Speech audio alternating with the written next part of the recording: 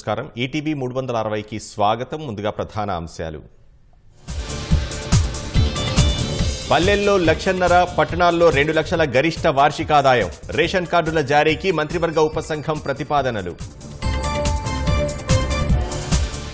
రాష్ట్రంతో కలిసి పనిచేసేందుకు ముందుకొచ్చిన స్టాన్ఫోర్డ్. శాటిలైట్ కేంద్రం ఏర్పాటుకు ఆహ్వానించిన ముఖ్యమంత్రి. వీధి కుక్కల దాడులపై సర్కార్ మొద్దునిద్ర వదల్లేదన్న బీఆర్ఎస్. మనుషుల ప్రాణాలు పోతున్నా పట్టించుకోవడం లేదని ధ్వజం.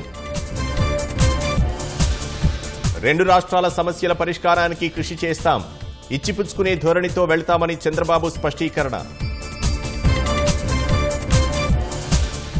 వయనాడుకు సాధ్యమైనంత మేరకు కేంద్ర సాయం.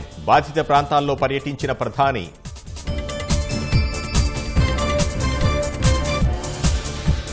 బంగ్లాదేశ్లో సుప్రీంకోర్టు సీజే లక్ష్యంగా అల్లర్లు. ప్రధాన న్యాయమూర్తి సహా కేంద్ర బ్యాంక్ గవర్నర్ రాజీనామా.